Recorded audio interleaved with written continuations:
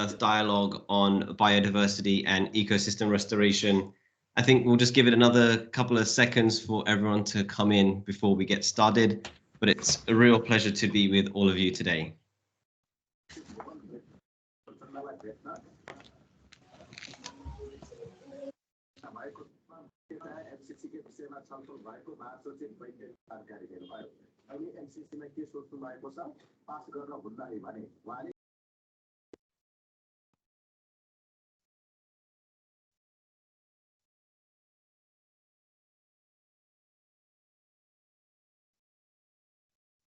So welcome again, everybody, to this UNEP 5.2 Faith for Earth dialogue on biodiversity and ecosystem restoration. My name is Gopal Patel. I serve as the co-founder and director of Bhumi Global, a Hindu organization that works on climate change, biodiversity, and pollution. And I'm really happy to be with all of you to help us moderate and facilitate this discussion on biodiversity and ecosystem restoration.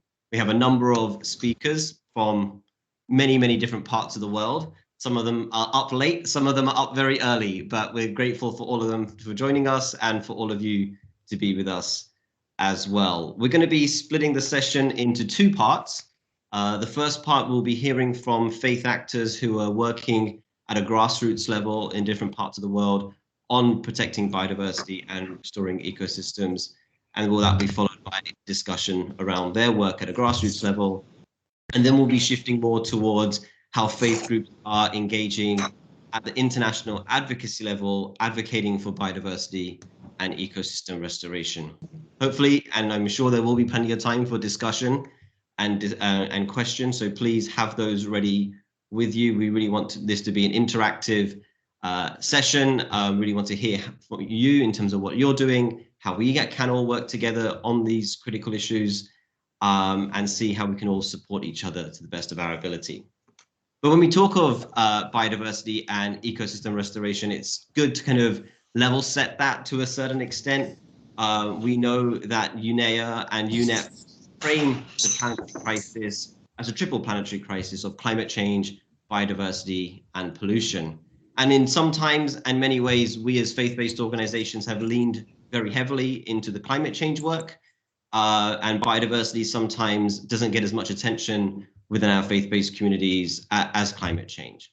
But if we look at biodiversity in the numbers, so to speak, they're pretty stark and pretty alarming. So for example, we know that since 1970, about 2/3 of species have disappeared, have gone extinct, and the current rate of extinction in biodiversity is about 100 to 1,000 times normal, the normal rate of extinction. So there's a significant acceleration, let's say, in extinction in species and wildlife. And if we break that down further into numbers, we can see that across different parts of the world, the numbers are quite stark. For here, where I am in North America, over the last 50 years, we have lost over 3 billion birds through extinction and biodiversity loss. In Central Asia, only 23 species are living in habitats that are of good health. In Latin America and the Caribbean, we've seen that since 1975, there's been a 94% loss of biodiversity. And so when you start breaking biodiversity down by its numbers, we see that all across the world, no part of the world is immune to this, what's called the sixth mass extinction of biodiversity loss and depletion. And if we look at the drivers of biodiversity loss, what is causing all of these species and these habitats to disappear, unfortunately, and it won't be a surprise to many of us, it is due to human-induced behavior. And so we see biodiversity loss attributed to habitat loss or invasive species, overexploitation of land and animals, pollution, and of climate change. And so these are considered the primary drivers of biodiversity loss. And one solution to biodiversity loss, but also a solution to climate change, is ecosystem restoration, which is the work to reverse the degradation of ecosystems such as landscapes, lakes, oceans, and so they can regain their ecological functionality.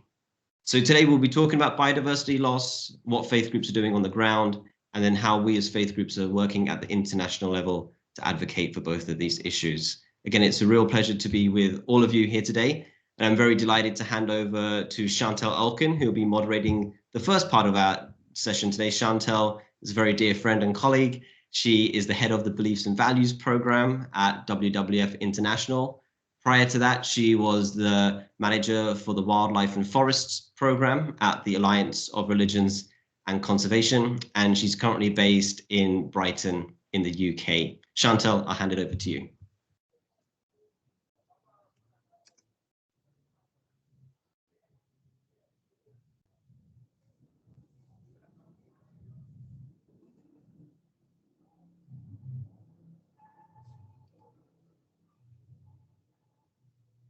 Chantal, I think you may be on mute. But before we hand over directly to Chantal, I did forget. As a member of a policy-making institution, what do you think? If you can share your view on what are some of these policies? I'm not sure. There's always a technical difficulty when we have these issues. If I could ask that everyone can be on mute, that'd be great. And as Chantal gets her microphone ready, we have a poll in the chat, and we just wanted to get a temperature check before we do jump in.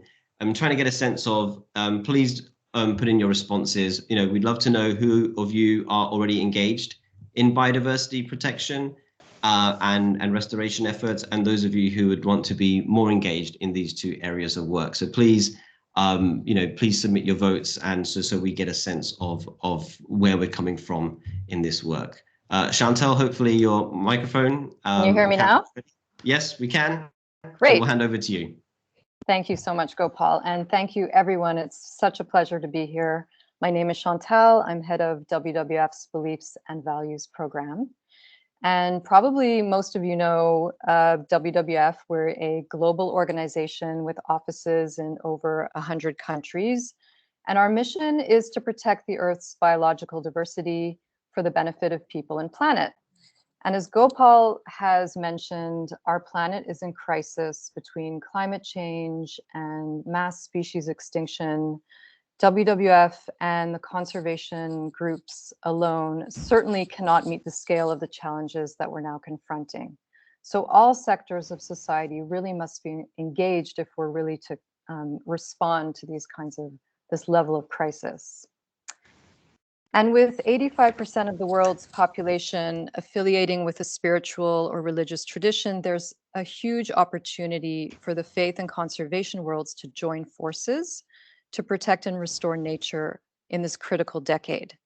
And of course, we realize that faith communities through the ages have been so closely connected to nature and have been caring for nature long before environmental organizations came on the scene. So we have a lot to learn from you.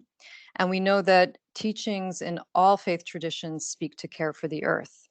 But I think the difference now really that we're seeing in recent years is that there's been an unprecedented coming together of science and faith around nature conservation. And there's really a huge opportunity now to collaborate. So in the first part of this webinar, I really want to highlight some of the examples where WWF and other partners have been collaborating with faith groups.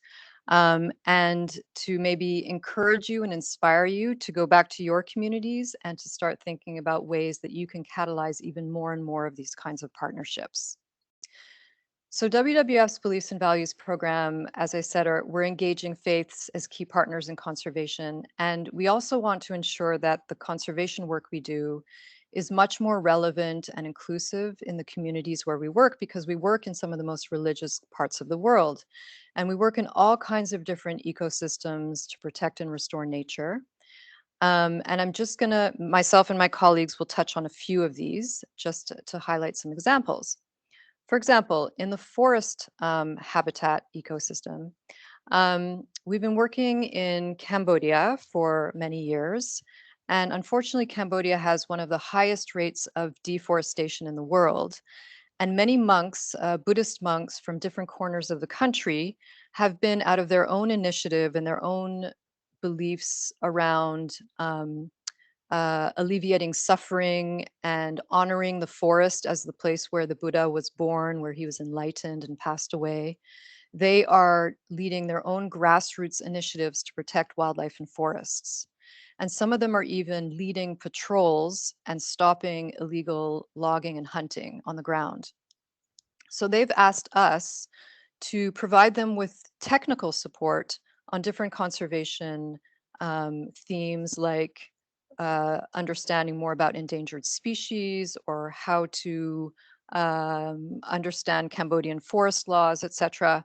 So we've developed a handbook on conservation for Buddhist monks in Cambodia, and with associated trainings. And we've also been documenting the very unique Buddhist-based conservation initiatives, such as the tree ordination, which you may have seen pictures of, where Buddhist monks wrap their robes around trees, which effectively protects the whole forest from logging and hunting. In a place like Bolivia, we've been working in quite a different way. This is a very Catholic country, and forest fires have been really devastating the forests there for agricultural expansion. So WWF Bolivia has been starting to work with an indigenous Catholic NGO, and they are engaging with indigenous Catholic youth to highlight the wisdom, the indigenous wisdom in Bolivia, the Catholic teachings that speak to forest protection and fire mitigation, and how to sharing these practices and these stories within the Bolivian communities in the dry forest.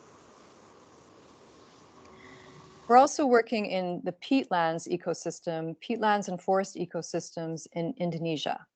And in Indonesia, we've taken a bit of a different approach. I've talked to you a little bit now about grassroots approaches, but in Indonesia, we started with a kind of a top-down approach where we approached the Islamic Council of Indonesia, the top clerics in Indonesia, and we talked to them about the biodiversity crisis.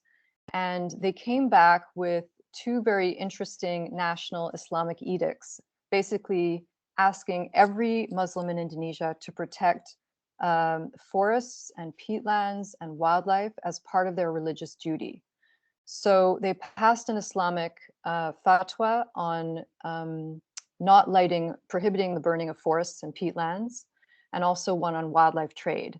And as a result of that, we've been working with them on a training program where we've trained 1,000 Muslim leaders from mosques, from schools, from community groups in various biodiversity areas in Indonesia, who are now preaching about these fatwas in their communities and sparking local conservation action. In terms of river systems, we've also been doing a little bit of work with sacred rivers in India. Our office there has been partnering with a large Hindu temple on the banks of the Ganges River to raise awareness about protecting and decontaminating the Ganges. We've also been working on greening large-scale religious pilgrimage, where millions of people go into protected areas and tiger reserves in India to visit their sacred sites. It could be a sacred mountain or a sacred temple or a sacred river. And unfortunately, there's been a lot of pollution in the sacred rivers because of bathing or open defecation or animal sacrifice, etc. So we've been working with the forest department and local Hindu leaders and NGOs to raise awareness about the Hindu beliefs that speak to care for nature. And as a result, we've seen the pollution levels in the sacred rivers decline significantly. And another way we're working in river systems is to look at try to protect the species themselves that are in the rivers, such as the endangered river dolphin in Cambodia and Myanmar, where many dolphins get stuck in nets or get killed by unsustainable fishing practices. So along these rivers, there are many Buddhist temples, and they have been, the Buddhist monks in the temples have been working with the communities to raise awareness about unsustainable fishing practices. In Myanmar, the dolphin is also a sacred sacred species. So they've been speaking about sacred species. And over there also, there are no fishing zones around the temples themselves. So there are just a few examples of some of the ways WWF has been working with faith partners in incredible conservation initiatives. And I just wanted to share one more, but I'm going to turn it over to my esteemed colleague, Sharon, who is in our WWF Nepal office and based in Kathmandu, and he leads the wildlife program there. He's going to let us know a little bit about how the Nepal office has been working with Buddhist partners in the high mountains. So over to you, Sharon.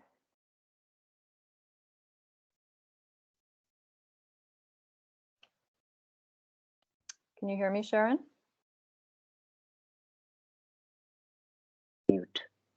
Okay, I'm sorry. Can you hear me now? Yes, we can. Yes. Okay. Namaste, everyone. I'm Sharon, and I handle the snow leopard projects for WWF in Nepal. And essentially, I wanted to start off with this image because this image sort of indicates the story of snow leopard conservation in Nepal, and that has been going on for generations. You can see the community and the snow leopards living in close coexistence. But there's also a new addition there. You can see a camera trap out there, which was placed by our team to capture as part of our research understanding snow leopards better. So our work is largely based on science, but then our management, our leadership realize the value that faith brings in and the value that faith has brought in for generations and will continue to add over the upcoming future. So in the sense that faith, we have snow leopards in Nepal. One of the reasons why we have snow leopards across the world is possibly because of faith. One of the things we realize is that snow leopard range across the world. About 80% of snow leopard range falls within the influence of Buddhism. And Buddhism, with its values of non-violence, interconnectedness, and also the belief about preservation of all life forms. Other than that, there are also mythological associations within Nepal. The mountain communities of Nepal consider snow leopards as God's pets. So these may have definitely played a role in snow leopards conservation till now, and they will continue to exist. So these are some of the foundation laid by faith values for conservation of snow leopards.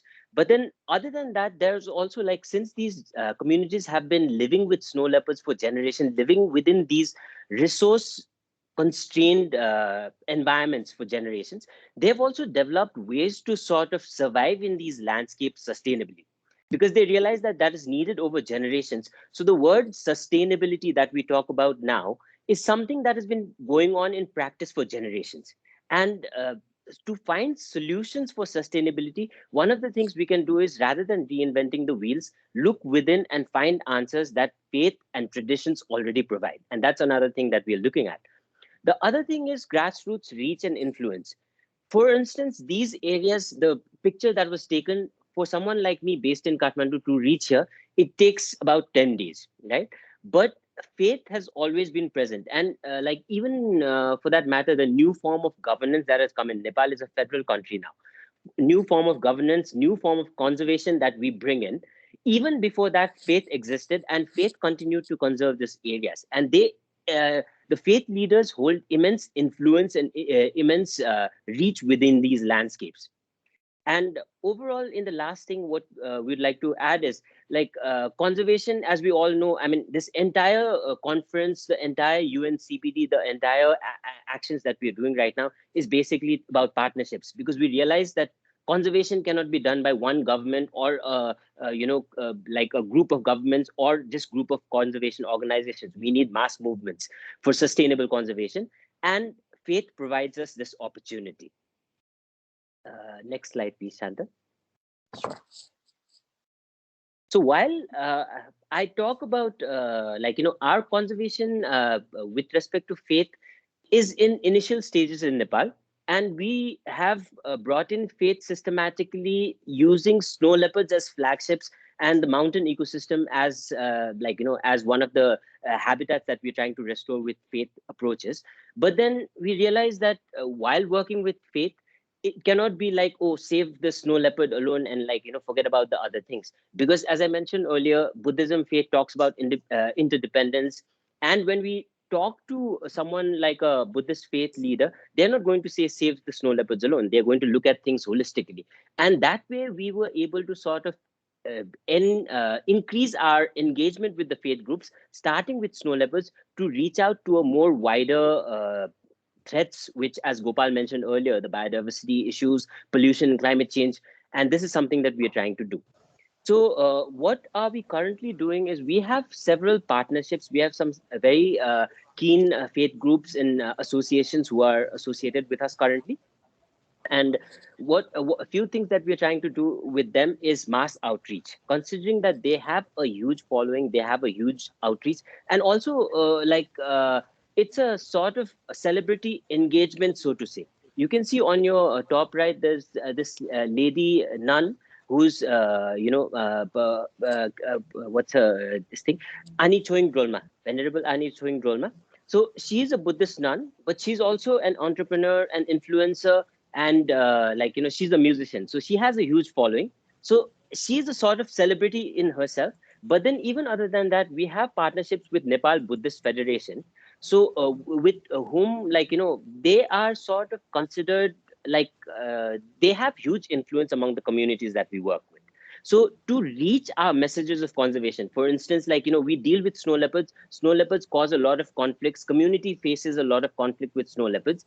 And we've got solutions, right? But to get these solutions on ground, we can use these partnerships and take these messages on ground, which brings us benefits of resource optimization as well as impactful outreach. Because see, WWF in Nepal might have outreach in hundreds of thousands, but just by associating ourselves with Nepal Buddhist Federation, we are able to increase that potential of outreach to over a few million people, a few million Nepalis.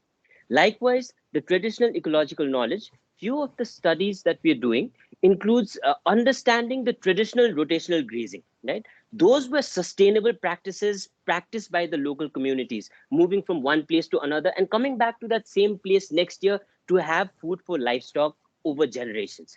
Now, these are things that we can learn from and find solutions for sustainability even today. Likewise, there is this practice of Suwa Rigpa, which is traditional medicines. So we have partners, including Suwa Rigpa Association Nepal, with whom we're trying to understand elements of sustainability that these traditional practitioners followed in while procuring raw materials, while procuring herbs and medicinal plants. But there's also this other element that we are looking at, reducing wildlife parts use, phasing out wildlife parts use in traditional medicines with them. So these are some of the traditional ecological knowledge and associations that we are looking at.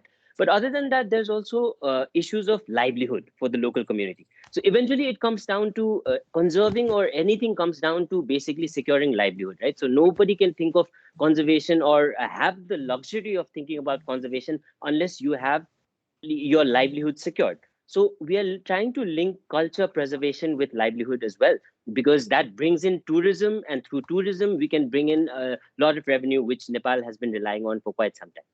So while a lot of these associations we have been working on, recently our association with Nepal Buddhist Federation, and as part of our Faith Invest initiative, the Nepal Buddhist Federation have committed to a long-term faith plan, and we are hoping to bind these entire actions together and take it holistically. So it has been a new start, and this provides us a new opportunity. But then the amount of outreach, the amount of work we can do is boundless. One of the things I think has been mentioned constantly, need versus greed. Science and logic, what we've been using for conservation currently, can provide solution for need. But then I think to address issues of greed, which causes the problems, which affects sustainability of all the interventions, I don't think science and logic would be able to do it on their own. We would need partnerships, and spirituality and faith provides that partnerships. Thank you. Thank you so much. Thank you so much, Sharon. Thank you. Now, for the last part of the section of the webinar, I'd like to introduce my colleagues Laura Darcy and Tom Barassa, who will speak about something that probably many of you have already engaged in, which is the growing and planting of trees. And this can have one of the deepest impacts on ecosystem restoration. Globally, faith groups are planting millions and millions of trees. So together with UNEP's Faith for Earth initiative, WWF is exploring the potential of faith-based tree planting and growing to support ecosystem restoration, climate and biodiversity goals, and to help you with resources and guidance to do this. So without further ado, I'd like to pass the floor over to my colleague, Laura Darcy, and I'm going to stop sharing my screen. Laura heads the Trillion Trees initiative in WWF, which works on restoring and protecting forest ecosystems. And Tom Barassa works with us in Kenya on faith-based tree growing initiatives. Over to you, Laura.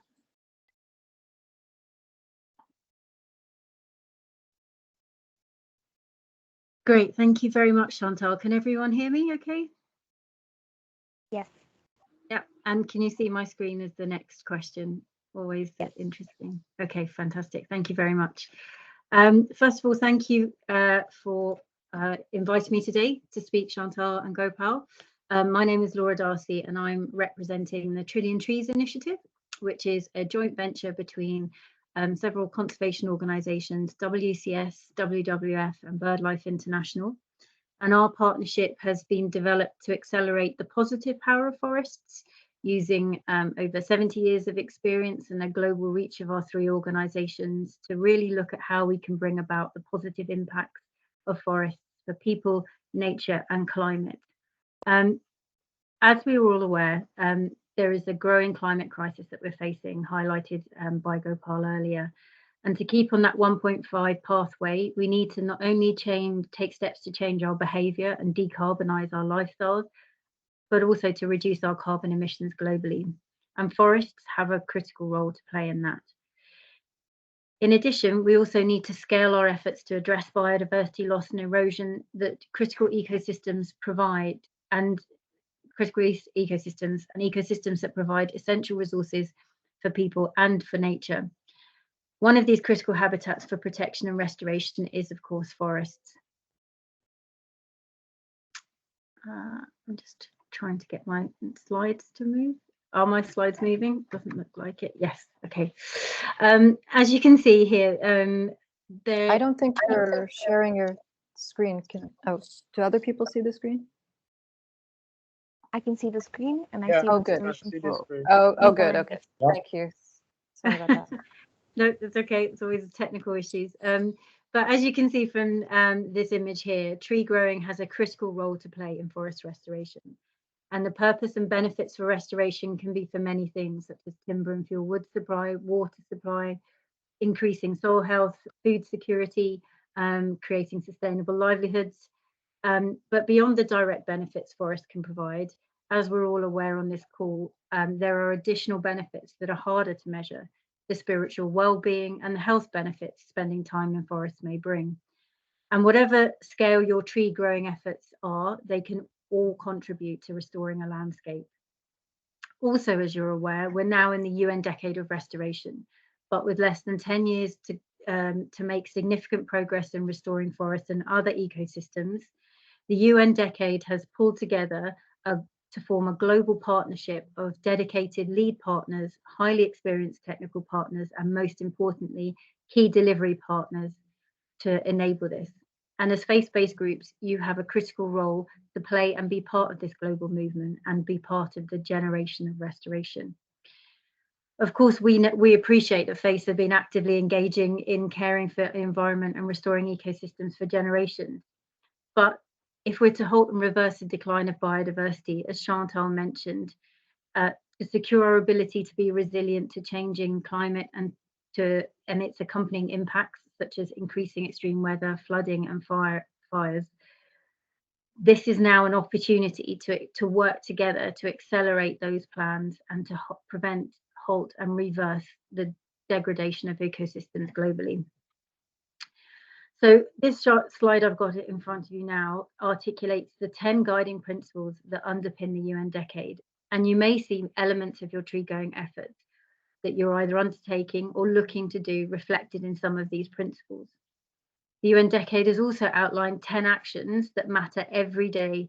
And as faith-based groups, many of you are already participating in a number of these important actions.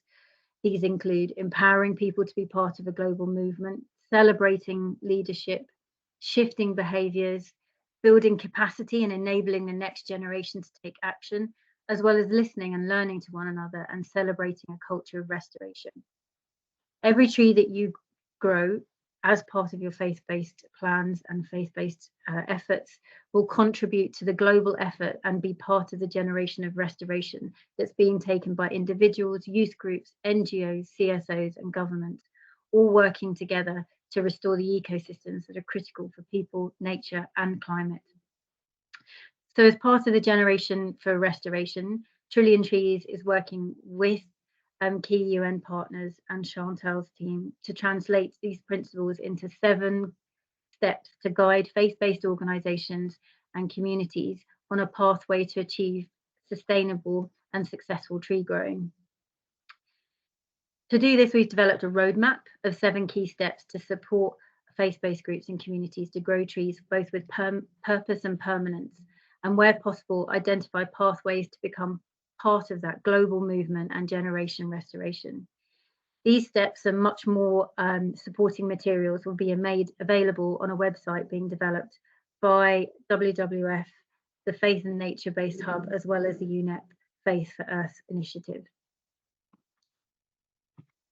There will be guiding questions to help you move through each of these steps, examples of which you can see here. And these will be available online and downloadable as a checklist. And they've been designed to strengthen tree growing efforts and build on local knowledge already being employed in faith-based tree growing efforts. Sorry, that's a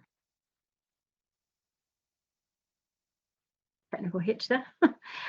So Trillion Trees is also developing open source software that's going to support monitoring tree growing efforts, and it can be downloaded and used by anyone.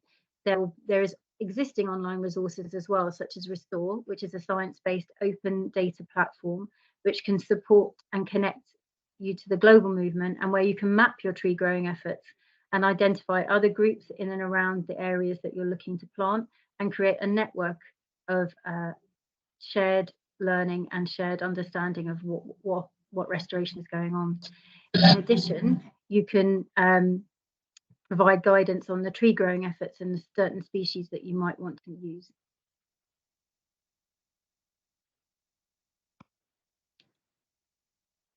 Ultimately, your tree growing efforts have the potential, as has been highlighted in a number of examples presented by Chantal, to have the potential to restore multiple benefits for people, nature and climate. And it's only by working together we can support the sustainable recovery of nature and build resilience. My colleague Tom Barassa will now outline some examples of how tree growing in Africa is achieving this. Over to you, Tom. Yeah, thank you, Laura. My name is Barassa Wafula, speaking from Kenya. I'm a consultant working with WWF on the faith-based tree growing project in Kenya. I'll be giving a few cases of faith-based tree growing in Africa. Next. Now, faith-based organizations are collaborating with governments and other stakeholders across the different countries in Africa to grow trees in their land, integrated farmlands, and in other places. I'll give a few specific examples. In Ethiopia, for instance, the Orthodox Church is growing and protecting indigenous forests around places of worship. Like you can see a forest on top of a hill characterized by the Orthodox Church. In Kenya, we have the Catholic Church that has established the largest forest shrine in the country, covering 81 hectares of land in the degraded sections of the Rift Valley. Next, please.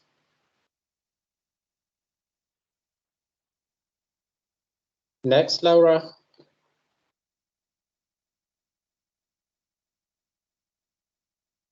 And in Ghana, the Catholic bishops have launched a 1 million Laudato Si tree growing campaign in support of the government's Green Ghana project, while at the same time in Uganda, the Christians and Muslims are working closely, and they have so far grown 5 million fruit and agroforestry trees on more than 6,000 hectares of faith-owned land and degraded farmlands.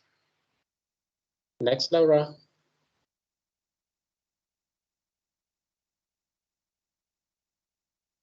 Now, in Tanzania, the Evangelical Lutheran Church is also very actively planting trees, and they are actually currently doing 3 million native species of trees around the Mount Kilimanjaro region, where they are also doing awareness raising campaigns to reach at least 1.5 million people.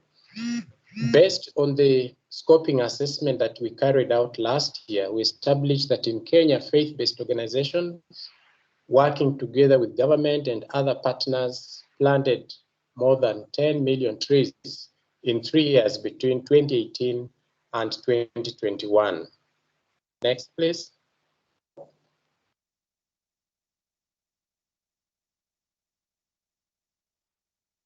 And across the countries in Africa, the Hindu community is greening the urban spaces for beautification and recreation, because we realize that urban places are where we have the Hindu communities concentrated. So they are beautifying parks and other open spaces for recreation.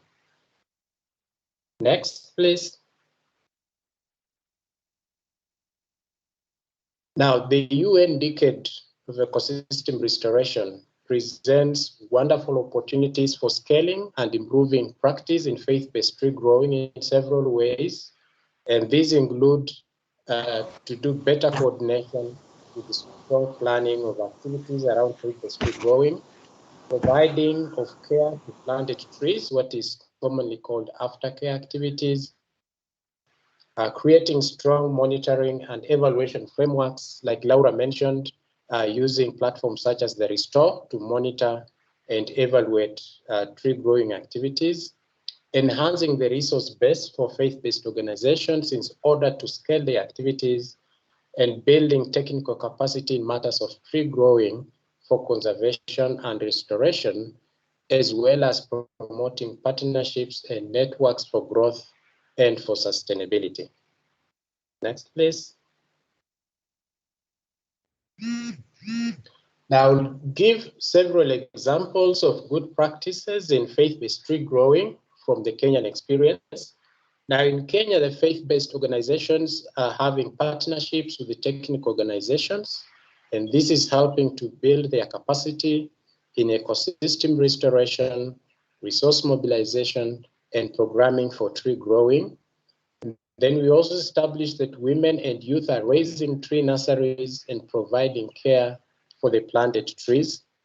Now, inclusion of youth in promoting, it's really promoting what you call intergenerational sharing of indigenous knowledge, experience, and skills, because the youth are working with the older generation, and thereby transfer of indigenous knowledge on things such as traditional medicine and herbs and so forth.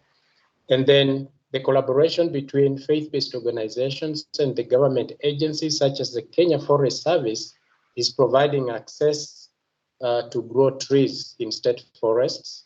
And finally, faith-based organizations are also growing trees on their own land at places of worship, in their institutions such as schools and hospitals, as well as in undeveloped land and forests. Next, please.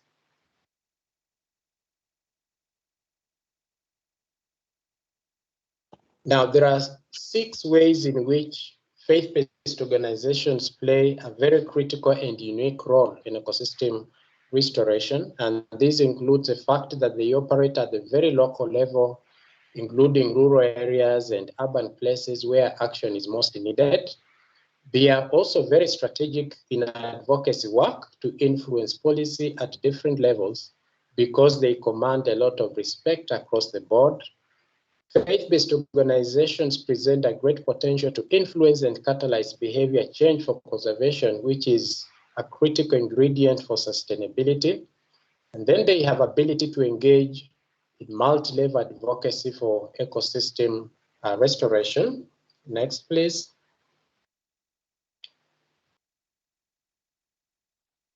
And last but not least, faith-based organizations are strategically placed because they are able to carry out public campaigns to raise awareness on need for conservation. And this is based on their sheer presence and spread across the various countries in the world.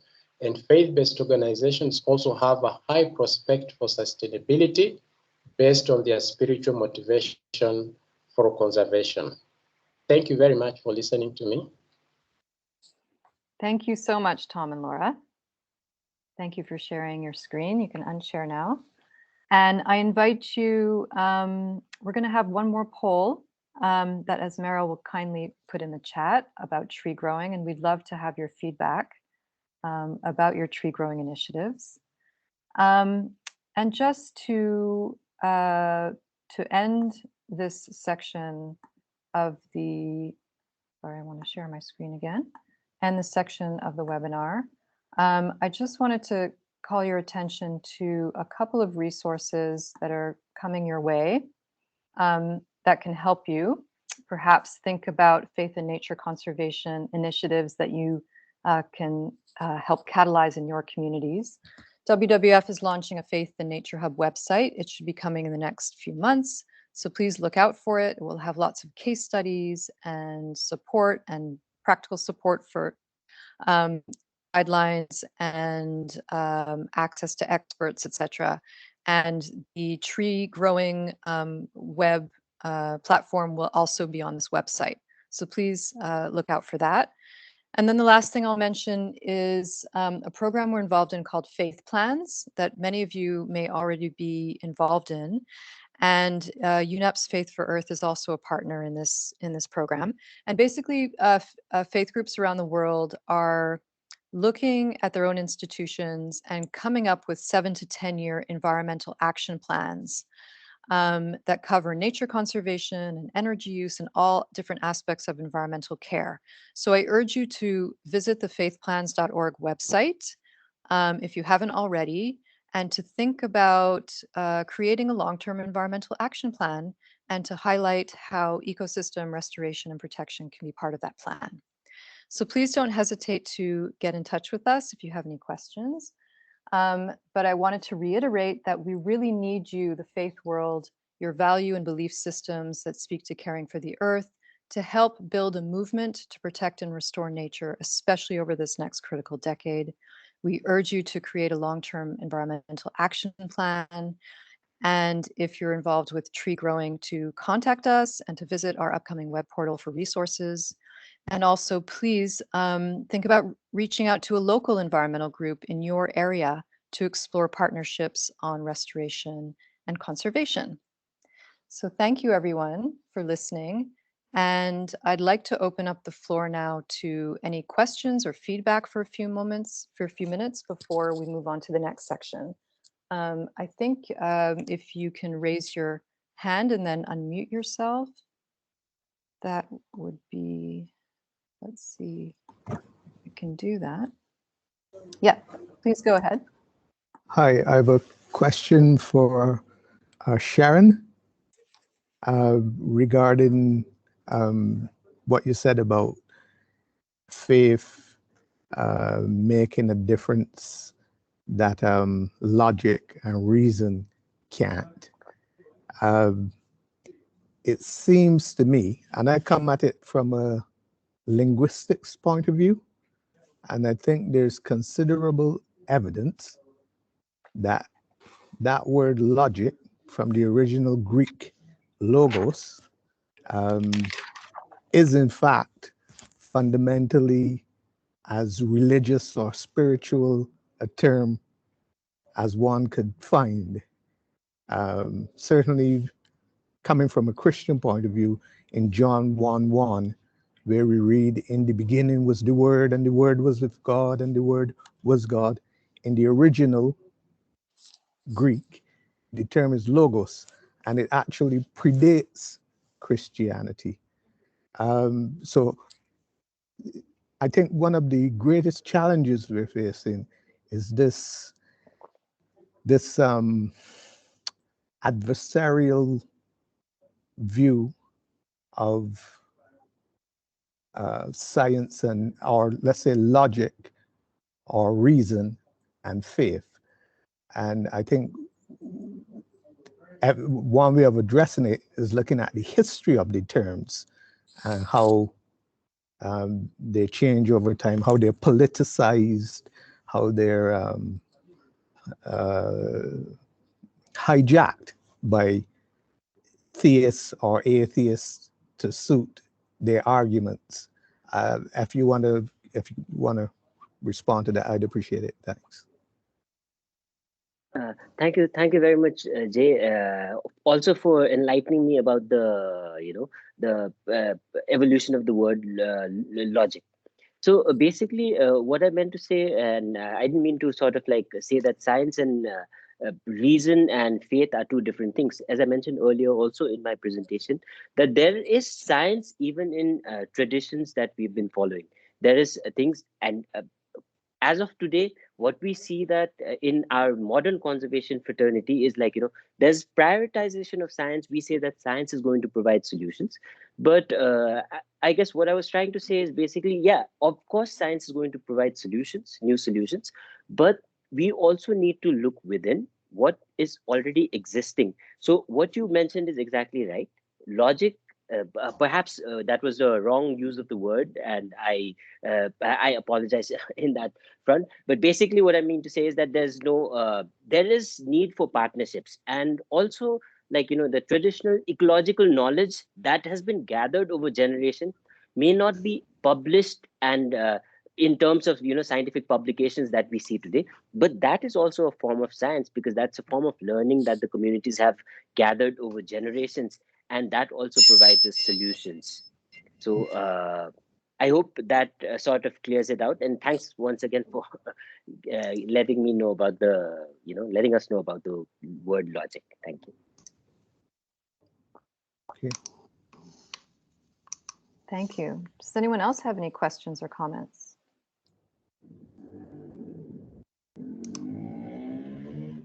Please unmute yourself and ask. Janika? May I? Yes, please. My name is Jasnica Klara Matic, and I'm actually an international environmental legal expert working on drafting different documents, starting from international agreements, environmental agreements, to local different acts. And I have also other occupations. One is in the field of human consciousness. And there I wrote a book which subject is perception of reality. It's a very big topic, and I don't want to talk a lot, but only to refer this related to logic, because I think it is the main thing. Scientists and spiritual people actually have two different perceptions of reality, and these two different perceptions of reality are ongoing in today's world. What is the difference between them? A logic, in the sense how it is understanding today, means a logical thinking, means something based on our beliefs through the filter of beliefs, which are very different, cultural, religious, and other beliefs. And what is also important, it is sort of thinking based on past experiences. And because of that, logic, we can say, is somehow limited. But what is different in relation to religion and in spirituality is because it is based on the other field of consciousness. It is a subconscious mind, or our soul, and it is based on a different type of senses. It is like intuition, empathy, and it is related to all indigenous traditions and their relations to earth and so on. So I think I wrote about that and discussed many times because I'm also a leader and founder of Equilibrium. It is global platform for sustainable peace and developments, and we worked a lot on that issue. Basically, the main thing is how to wake up or incorporate this new perception, this other perception of reality, which is intuition, in parallel to logic. But actually, if you are intuitive, as I said, many of indigenous, or almost all indigenous traditions are, logic becomes containing part of your sense, because you instantly know what is the solution. This is what Albert Einstein said when he said, it is very famous, he's saying, when he said it is not possible to solve the problem on the level it was created. This means problems are created on the level of logic, on the level of conscious mind or ego, which contains different beliefs. Problems actually become because of a limitation of perception. But when you try to solve that thing, or if you try to solve your problem or to solve your challenge, you need to go to other level, and that is the level on which spirituality and religion naturally goes for, not for centuries, but for thousands of years. And for me, from my point of view, I think that it is the basic role of faith-based organization to be a mediator into perception of reality, because they naturally know that what missed for the group that only think logically. And it is we have also many discussions about cooperation or unity between science and spirituality, for me, which is very important, because other scientists, we can say Nikola Tesla is one of the greatest scientists in the world. He said that science, when start to explore non-physical phenomena, will develop more than it developed from the time of when it was created to today. So thank you very much, Jasnisha. Okay, I'm sorry to interrupt you, but we're going to have to move on. Thank you. But clearly that is a huge topic and very interesting topic, and we have a lot to learn from each other. Thank you very much. Thank you. But thank you very much for your comments. We're going to move on now to the second section of the webinar. As time is running short, and I will move on, and in the Q&A at the end, if people have more questions, we can address them there. So I'll turn it over to Gopal. Thanks very much, everybody. Thank you, Chantal, and thank you for all the presenters for that first part of the webinar and all the questions. So great to see a lot of grassroots action, WWF working in partnership with faith groups right across the world on tree growing and on protecting biodiversity and ecosystem restoration. On this part of this webinar now, we're going to be talking more about faith groups engaging at the international level, advocating for biodiversity and ecosystem restoration, specifically within the context of the United Nations and key processes and moments within the UN calendar, which are coming up actually in the next couple of months and through to the end of this year. I'm very excited to first introduce a very dear friend and colleague, Sister Sonia Olsen, who is the International Coordinator for the Brahma Kumaris Environmental Initiative. Sonia is a regular feature of the UN environment conferences and processes, from UNEA to the CBD COP and the UNFCCC COPs and other spaces as well. Sonia is based in Denmark, but is currently in India, where she's on a meditation retreat, but is very kindly taken out some time to be with us right now. And I'm going to ask Sonia to speak about a very important moment that's coming up in a couple of months, which is the Convention on Biological Diversity the CBD COP15. This is a COP that was actually supposed to take place in 2020, but due to the global pandemic has been delayed by 2 years. And we are hoping it takes place in June, although the dates are not, at least as of this morning, I don't think the dates have been finalized or released. And this COP and this process is important because, as Sonia will speak about, the CBD process is finalizing a new 10-year framework to protect biodiversity, the global biodiversity framework. And so Sonia has been part of a team of faith groups who have been working and advocating at the CBD for a number of years and are now kind of in a final sprint leading up to the CBD COP, which will be taking place in a couple of months. So Sonia, I'd love for you to share with us about the importance of faith advocacy when it comes to biodiversity, the work that you've been doing with the Brahma Kumaris over many years, and the work of this multi-faith engagement regarding the CBD COP. Over to you, Sonia. Thank you very much for that introduction, Gopal. Can you hear me well? Yes, we can. Yes, good. And good evening from India to everybody. And very interesting to hear all the contributions. So Brahma Kumaris, we started in 2012 to engage with the Convention for Biodiversity. And that conference was in Hyderabad in India.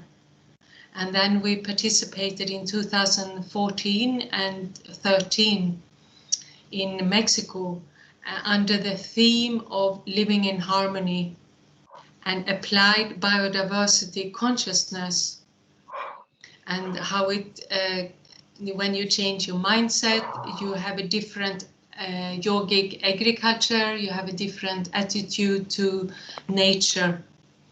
And we have a program called The Power of Human Awareness in Safeguarding Biodiversity and Sustainable Development. And back in 2012, we had also an interfaith program with in India for interfaith for biodiversity. And last conference in Egypt, 2018, we shifted from awareness to action. And we had a program called Cooperation, Care and Compassion for Biodiversity. And there was also a Nature and Culture Summit called, and where we had a program on spiritual values on the post-2020 agenda. So our overall work with the CBD from our side has been care and compassion for biodiversity. And we did 2 papers called Awakening Biodiversity Consciousness, where we talk about the interconnection between awareness, attitude, vision, action, and the world. And if you want to have any change in the result, in the loss of biodiversity, we have to start with our awareness and attitude and mindset. And I really warmly welcome this Faith and Biodiversity Network, and I appreciate the work that UNEP Faith for Earth and Bhumi Global and WWF especially has done. Because in the first 3 conferences, we were the only faith-based organization. And in the last one in Egypt, SUNESA, our Catholic youth organization from Africa, were there. But we haven't had any organized contribution. And there has been interfaith programs, but they have been together with the local country and the local host. And so therefore our work from the Brahma Kumaris, we have been very warmly welcomed by the CBD, by the convention, and all our applications have always been accepted. But on a long-term basis, all the faith actors needs to go together to work for advocacy, because no political body will listen to one faith actor alone, because it would look like they favor that faith or they take their standpoint alone. So if we don't get together, we cannot be heard, because it wouldn't be politically correct to just listen to one faith. So that's our challenge, and this is also the beauty of the work we are doing. So I'm really, really welcoming this faith and biodiversity network. And regarding the coming conference and this multi-faith response, is that the CBD, they have come up, as Gopal mentioned, they are have drafted a global biodiversity framework, which is a document which will be finalized and accepted by all countries, all stakeholders on the next COP conference in China. And we as faith organizations, there are 10 organizations that have gone together and have been working on this since last August. And we have also consulted other faith and civil society group, and WWF have been a technical partner.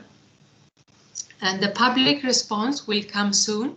We will publicize this multi-faith response very soon, and before the next meeting in Geneva here in mid-March. But before I mention a few words on this multi-faith response, it is also important to remember why we're doing advocacy work. Because maybe it's like that the purpose of the faith-based organization is to connect the human heart with water and with land. And when we connect the human heart with nature again, then our mindset and our thoughts and our attitude and therefore our decisions will change.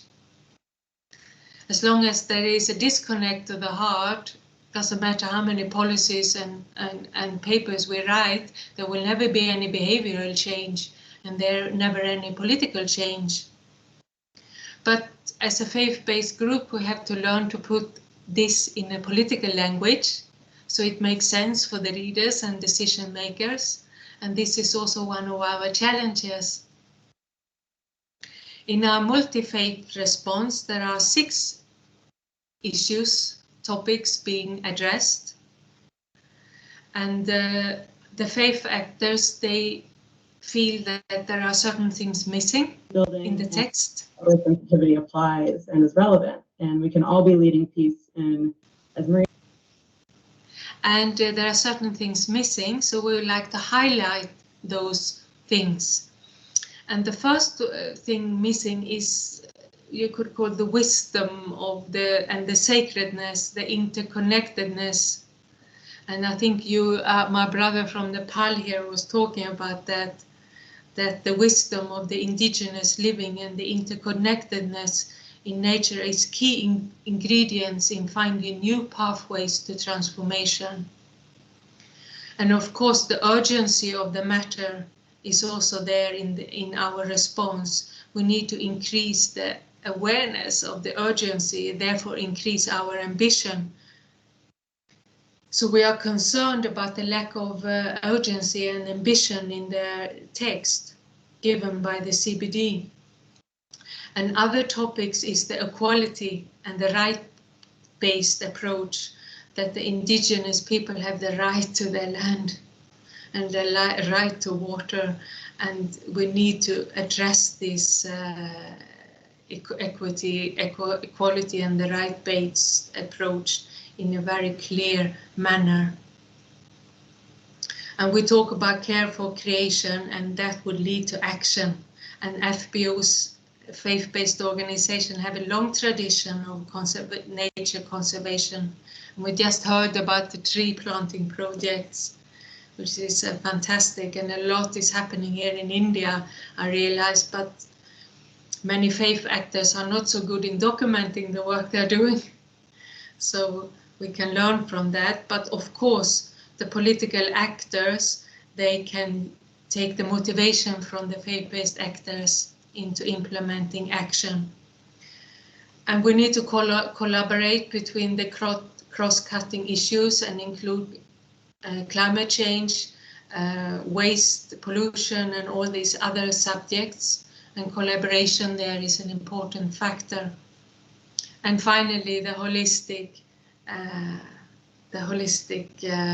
approach of new economic model and a holistic renovation of our economic models we are working And FBOs can maybe be an example here of showing in our communities how a new circular economic model would look like.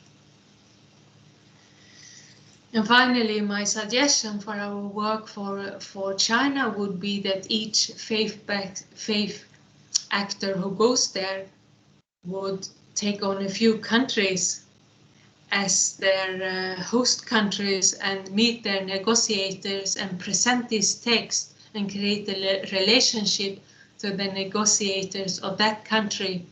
And if we take a few countries each, we are suddenly covering 50, 60 countries maybe, and we will have the power of influence in that way, but we need to strategize to do that. And maybe this text could also be presented in a few bullet points, which would be easier for the negotiator to understand if they don't have time to read. So I'm looking forward to be with all of you, and both virtually in the future and or maybe in person in Geneva, who knows, or in China. And we also need to work together in our side event proposals, and which are coming up. When the dates for China are there, they will have the deadlines for the submissions to be made. So I say thank you very much, and Om Shanti from India.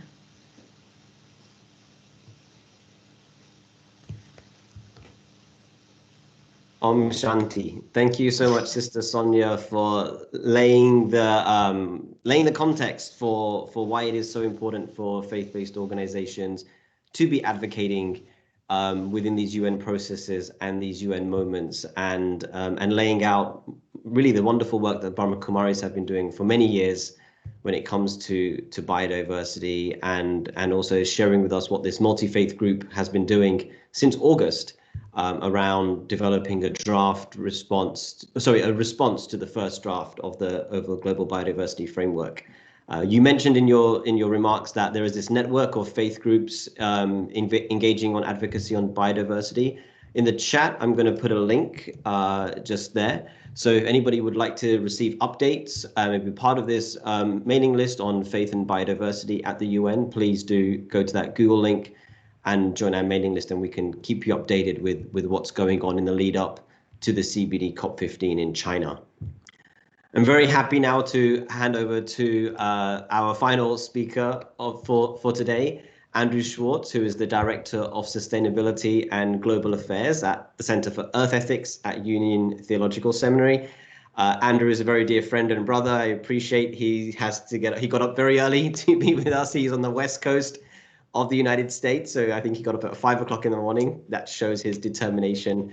And Andrew is leading on a wonderful effort around the UN decade on ecosystem restoration. And that's been mentioned a few times here today on the call. And just a bit of a context around the decade. It was launched last year on World Environment Day, and it is a joint program between the UN Environment Programme and the Food and Agriculture Organization, the FAO.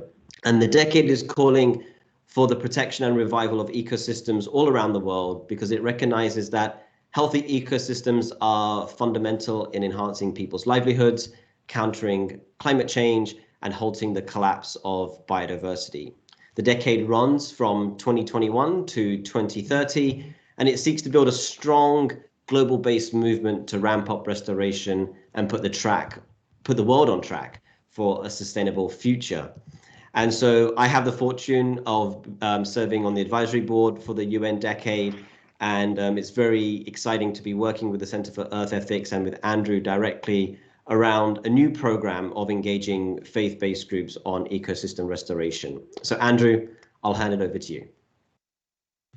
Thank you, Gopal, for that introduction. And yes, good morning from beautiful Portland, Oregon, where it's quite early, but it's been such a pleasure to listen to everybody, and really one of the benefits of going last is that you get to hear all the good words in front of you. Also, the problem is I have so many things I would like to say on top of what I had already planned to say. I'm rein it in and talk about this project that we're doing on ecosystem restoration. I think, Sonia, I'm so glad I wrote down 3 words from you that I think really capture where we are right now. That is awareness, urgency, and ambition. You know, we have these 10 years in this decade of action. We're looking at 8 to go. And there's this big question about how do we reinforce the existing restoration projects that are happening right now, and how can faiths be involved? And I think one of those key things is talking about the principles and values that undergird the current state of affairs and being, how we are in relationship with the earth, its resources, and how we need to change our mindsets towards those things. Right now, we have a disposition of exponential growth inside a finite system. So how do we meet human ambition and our desire to grow and to have and to live well with the limited resources that the earth has to offer? And so what we're going to be doing over the next bunch of months, as Gopal mentioned, the Center for Earth Ethics is going to be working with the UN Decade of Ecosystem Restoration to host, we're going to say maybe 4 or 5, definitely 3, hopefully 5, virtual consultations that focus on different ecosystem restoration projects around the world. These are going to be multi-stakeholder engagements, because there's one conversation that will be had amongst faith-based organizations that are really important. But then how do we step outside of these spaces? How do we engender a sort of conversation that really pulls together a collective understanding of the hows and whys that we're approaching nature? How do we meet economic and local needs? Sharon, you were talking about, how do we meet livelihood? People need to be, how do we help orient people so that they can live well without over consuming or destroying the spaces that they have to exist in? How do we learn to coexist within our ecological conditions? And so having this multi-stakeholder engagement to really understand the different viewpoints and understanding of how people are choosing to live and why is so important. And so we're going to be hosting these between April and July of this year. They're going to be live stream, open to the public. And we really want to root out some core themes to help us understand our own dispositions in this world. One is going to be looking at culture and worldview. Another is ecosystems and economy. Again, Sonia, I'm so glad that you mentioned the notion of circular economy. I know it's a big conversation topic right now in UNEA, and also looking at, you know, how do we meet this livelihood question? We also need to root out this faith, spirituality, and values question, because there is, and we saw it earlier in this conversation, this fundamental kind of maybe misunderstanding or disagreement of this faith and science. It's become so contentious, when in fact, and I'm so glad one of the speakers pointed this out, there is a natural relationship there, but there's a conversation, a dialogue that needs to exist to help smooth out some of those rougher edges. And then we also need to talk about equity and dignity, because we know that some of the worst ecological devastation and degradation that we see, whether it's deforestation, waste, dumps, power plants, often, if not always, are located in marginalized communities for whatever reason.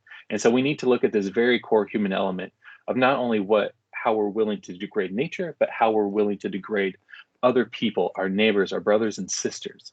And so how do we use this decade of ecosystem restoration to not only restore the planet, but also the people that live upon it, so that we can bring dignity and equity to so many who are on the wrong side of development. And so our first 3 dialogues, and dates will come out, we'll be emailing all of you if you would like, are going to focus on air pollution. And that's going to be in St. James Parish in Louisiana in the United States. We're going to look at the River Yamuna in India. And then we're going to focus on Rome in Italy, looking at these different aspects of restoration. What do they mean in these contexts? How do we, in the case of air in St. James Parish, deal with enormous pollution from plastic producing plants?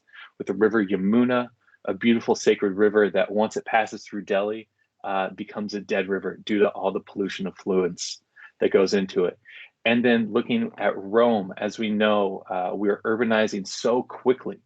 And so what does it mean for cities to meet the challenge of ecological restoration and create more livable conditions within cities and with all the waste that's produced.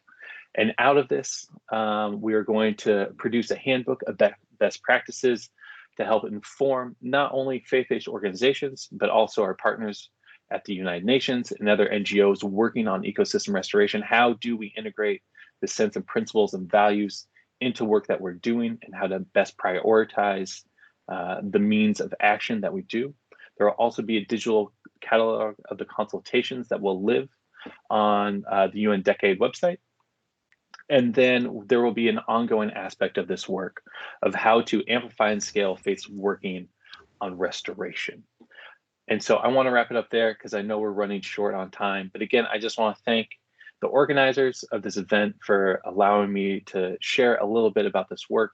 Thank you to Gopal for being a wonderful partner on this project, and really hope for the opportunity to work with some, if not all of you, on this going forward. So Gopal, back over to you.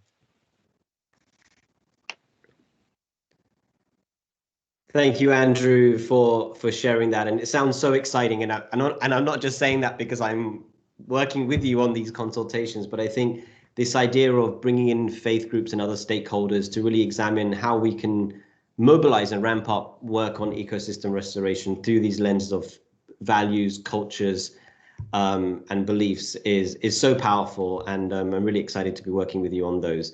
There has been a request in the chat for how to contact our speakers, and so if the speakers would like, please put your email addresses in the chat box so that the participants can contact you if they have any questions or would like any follow-up engagement. We have about just under 15 minutes left, and we do want to open up the floor now for questions. So I'd ask that if you do have any questions, please kindly raise your hand virtually, not in person, but virtually, so we can see that you have your hand raised. And then we'll call on you. And if I ask if your questions can be directed to which speakers you'd like to ask, and also, make it focused on the topics that we've been talking about today, which is focused around faith-based efforts at a grassroots level, around tree planting and restoration at the grassroots, and also any questions you may have for Andrew or Sonia regarding international advocacy at these big UN moments. So please, if you do have any questions, please do raise your hands. We'd love to hear from you.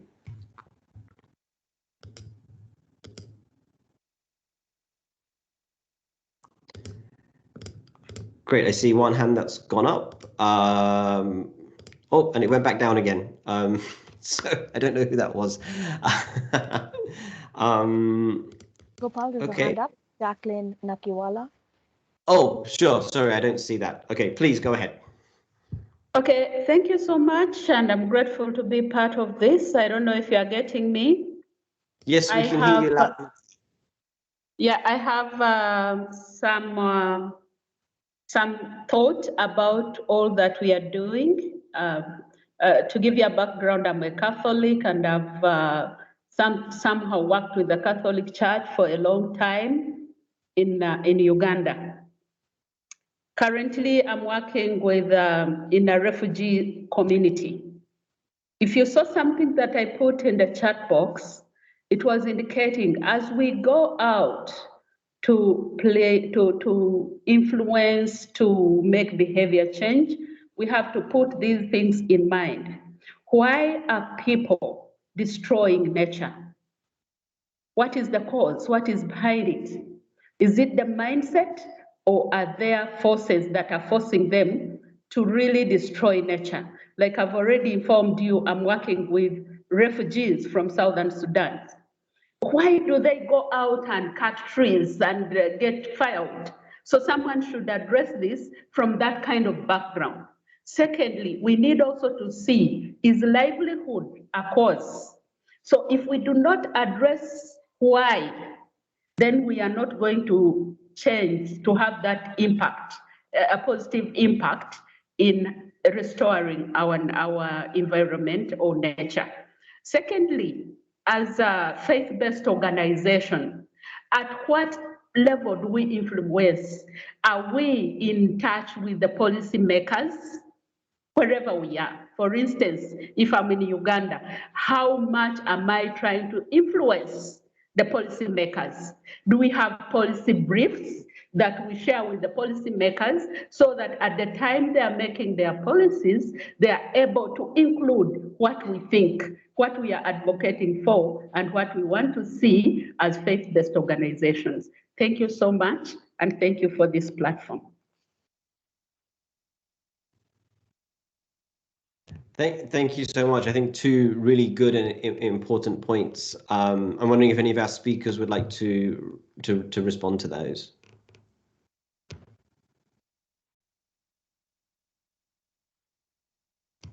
I'll just say quickly then, jumping in, that I think it is important that we look at the drivers for why individuals and specifically faith groups are, do things which are maybe contrary to what our religious and spiritual practices may say we do, and that, give facility for people of faith to destroy ecosystems and wildlife. I think there are many drivers to that.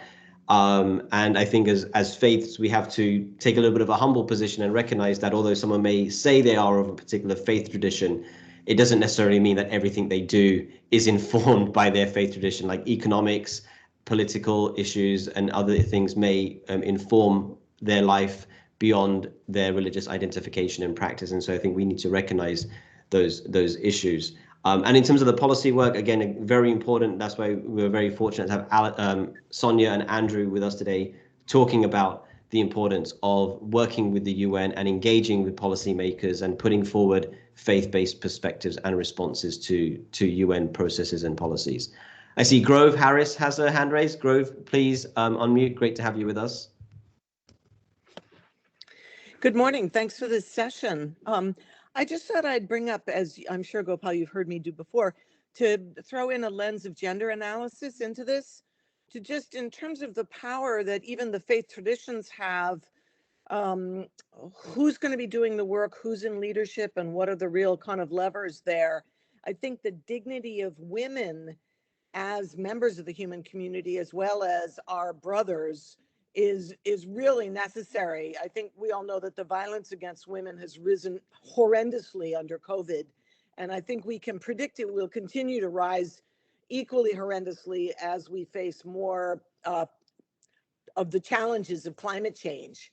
So I just want to ask, how are we putting in a kind of reflective way for all of our projects to say, how are we best including women to participate in these projects, but also women's leadership in them? Because traditionally in religious settings, the women do the work and the men decide. That's a superficial analysis, but I think it's a lens that we need to just make sure that we are able to rally as humans without that gendered notion. But if we don't actually look at it straight on, I think it'll be a real obstacle to the effectiveness that we need, as everybody's saying, urgently in this decade. So thank you.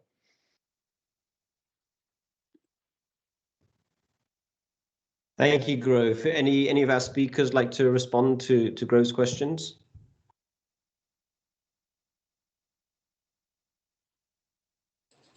Just to quickly say that, thank you, Grove. That is very much on our minds as we work in the field with our faith partners. And in some contexts, it's easier than others to be more proactively engaging with women. In Indonesia, for example, with women's prayer groups, and yeah, in lots, it really depends on the context. But we found high engagement from women in the work that we're doing so far, but it is something that we can always improve on. Thank you for raising that. I'd just like to add, sorry. Oh. I'd just like to add one thing, if you want to submit a side event application to the Convention for Biodiversity, then gender equality in the panel is a requirement, and you will not have your program accepted if it's not gender equality. So we are trying to help each other. Thank you.